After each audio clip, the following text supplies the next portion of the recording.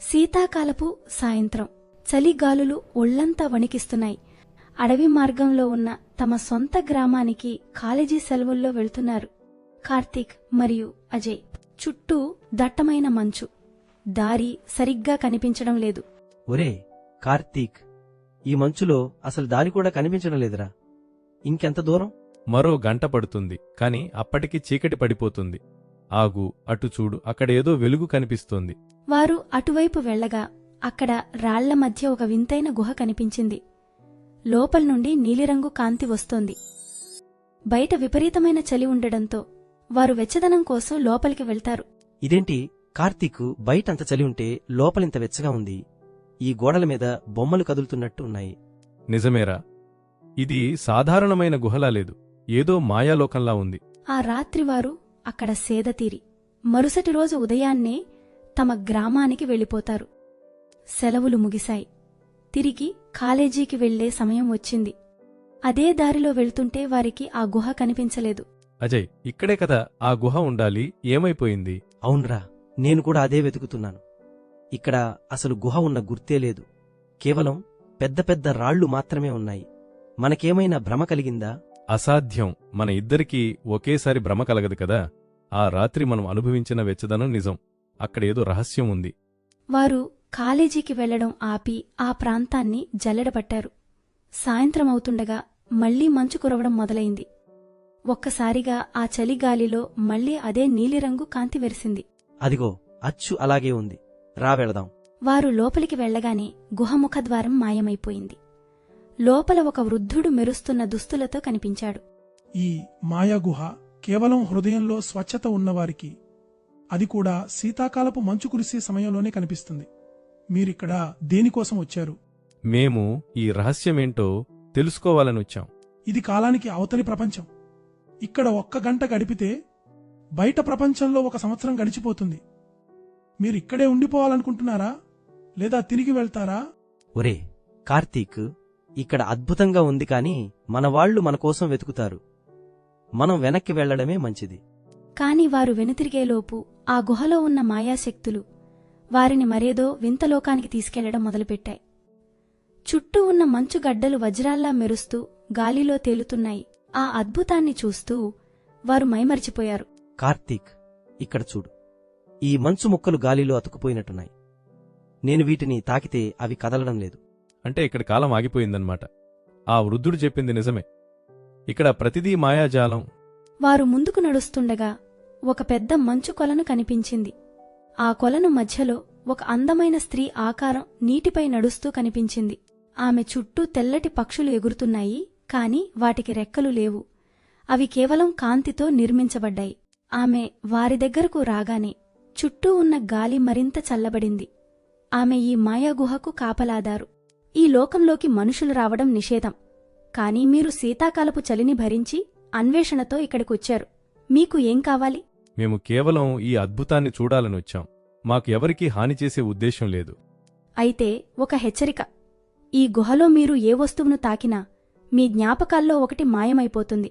ఇక్కడ వెలుగుతున్న ప్రతి రాయి ఒక మనిషి యొక్క జ్ఞాపకం. అజయ్ ఆశ్చర్యపోయి పక్కనే ఉన్న ఒక మెరుస్తున్న నీలిరంగు రాయిని తాకబోయాడు. వెంటనే కార్తీక్ అతడి చేయి పట్టుకుని ఆపాడు. ఆగు అజయ్, అది మన జ్ఞాపకం కావచ్చు.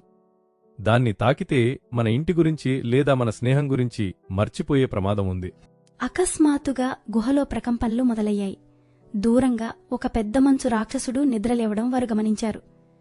వాడు అడుగు వేస్తుంటే గుహ మొత్తం వణికిపోతోంది. రే, ఆ రాక్షసుడు మనవైపే వస్తున్నాడు. ఇప్పుడు ఎలా బయటపడాలి?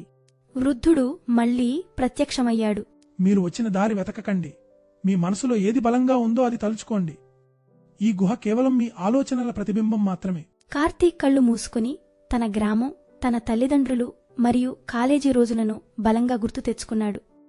అజయ్ కూడా కార్తీక్ చేయి పట్టుకుని అలాగే తలుచుకున్నాడు. ఒక్కసారిగా పెద్ద వెలుగు.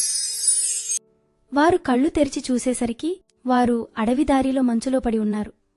పక్కన వారి బ్యాగులున్నాయి. చుట్టూ చూస్తే గుహలేదు, కేవలం పాతరాళ్లు మాత్రమే ఉన్నాయి. కార్తీక్, అది కల కాదు కదా? కాదు అజయ్, నా చేతిలో ఇది చూడు. కార్తీక్ అరచేతిలో ఒక చిన్న మంచు ముక్క ఉంది. అది ఎంత ఎండ వచ్చినా కరగడం లేదు. అది ఆ మాయాలోకానికి గుర్తు. మనం వెళ్ళాలి. కాని ఈ రహస్యం మన మధ్య ఉండాలి. మనం మళ్లీ వచ్చే శీతాకాలం వరకు వేచి చూడాలి.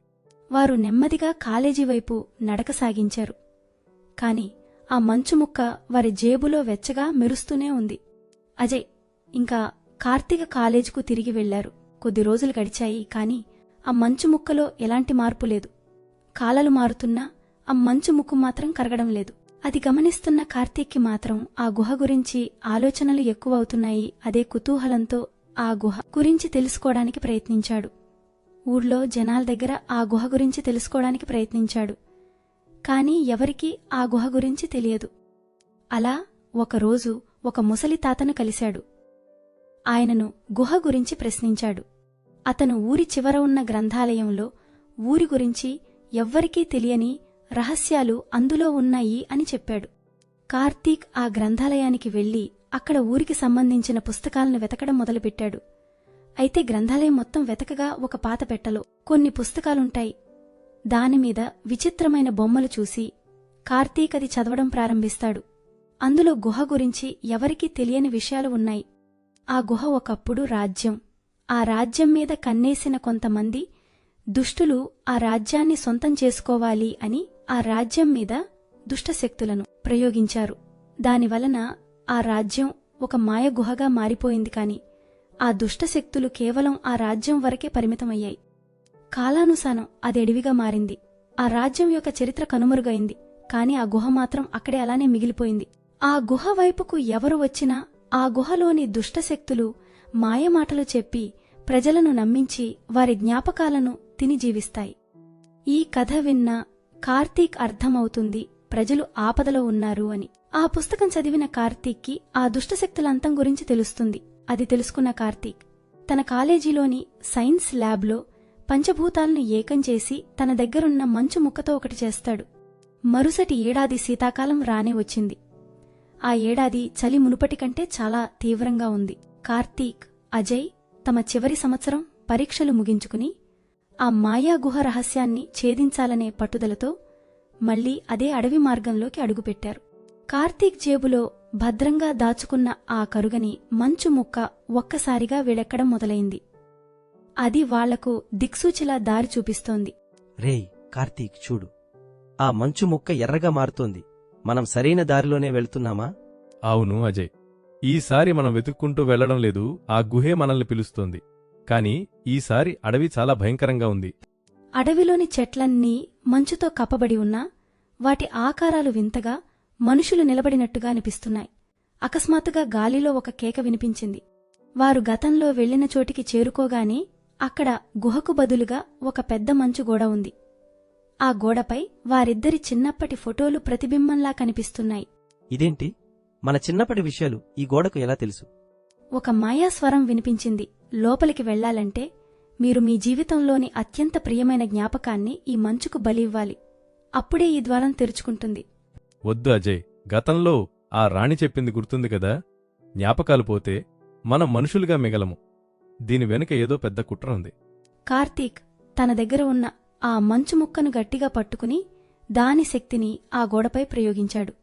ఆ ముక్కలోని నీలికాంతి మంచుగోడను కరిగించేసింది. లోపల గుహ ఇప్పుడు మరింత విశాలంగా ఒక పాత కోటలా కనిపిస్తోంది. గుహ లోపల వారు ఆ వృద్ధుణ్ణి మళ్లీ కలిశారు. కాని ఈసారి ఆయన ముఖంలో ప్రశాంతత లేదు, భయం ఉంది. మీరు తిరిగి రాకూడదు. ఈ మాయాలోకం ప్రమాదంలో ఉంది. బయట పెరుగుతున్న కాలుష్యం, అడవుల నరికివేత వల్ల ఈ మాయాగుహ శక్తి క్షీణిస్తోంది. అందుకే ఇది మనుషుల జ్ఞాపకాలను తిని బతకాలని చూస్తోంది. అంటే ఆ మంచు రాణి మనల్ని రక్షించడానికి ప్రయత్నించిందా లేక బంధించడానికా? అప్పుడే మంచు రాణి ప్రత్యక్షమైంది. ఆమె కళ్లల్లో నుండి కాంతి మాయమై చీకటి నిండిపోయింది. ఆమె ఇప్పుడు ఒక మాయావిలా కనిపిస్తోంది. మీ జ్ఞాపకాలు నాకు శక్తినిస్తాయి. మీరిక్కడి నుండి వెళ్లలేరు. రాణి తన మాయాదండంతో వారిని బంధించబోతుండగా కార్తీక్ తన దగ్గర ఉన్న ఆ మంచు ముక్కను నేలకేసి కొట్టాడు. అది పగిలిపోగానే అందులో నుండి కాలేజీలో వారు చదువుకున్న సైన్స్ సూత్రాల ప్రకారం ఒక పెద్ద విస్ఫోటనం జరిగింది. నిజానికి ఆ మంచు ముక్క ఒక మాయా వస్తువు మాత్రమే కాదు, అది శక్తిని నిల్వ చేసే ఒక కణజాలం, ఎనర్జీ సెల్. ఆ కాంతికి మంచు రాణి మాయాజాలం కరిగిపోయింది. గుహ మొత్తం కూలిపోవడం మొదలైంది. అజయ్, పరుగెత్తు. ఈ మాయాలోకం అంతమవుతోంది. ఇది మన ప్రపంచంలో భాగం కాదు.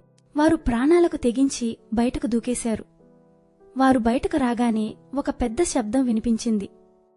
వెనక్కి తిరిగి చూస్తే అక్కడ గుహ లేదు. కనీసం రాళ్లు కూడా లేవు. కేవలం దట్టమైన అడవి, పచ్చని చెట్లు మాత్రమే ఉన్నాయి. శీతాకాలం ఉన్నట్టుండి వసంతకాలంగా మారిపోయింది. కార్తీక్, అజయ్ ఒకరి ముఖం ఒకరు చూసుకున్నారు. వారి దగ్గర ఇప్పుడు ఎటువంటి మంచు ముక్క లేదు. కార్తీక్, మనం ప్రపంచాన్ని కాపాడామా లేక ఒక మాయాలోకాన్ని నాశనం చేశామా? మనం వాస్తవంలోకి వచ్చాం అజయ్. కొన్ని రహస్యాలు ప్రకృతి గర్భంలోనే కలిసిపోవాలి. ఆ గుహ మళ్ళీ ఎప్పుడు కనిపించదు. ఎందుకంటే దానికి కావలసిన మంచు శక్తి మన హృదయాల్లో లేదు, మన చుట్టూ ఉన్న ప్రకృతిలో ఉంది. వారు తమ ఊరివైపు నడుస్తుండగా ఆకాశం నుండి చివరిసారిగా ఒక చిన్న మంచు పువ్వు కార్తీక్ భుజంపై పడింది. అది చూసి అతను నవ్వాడు.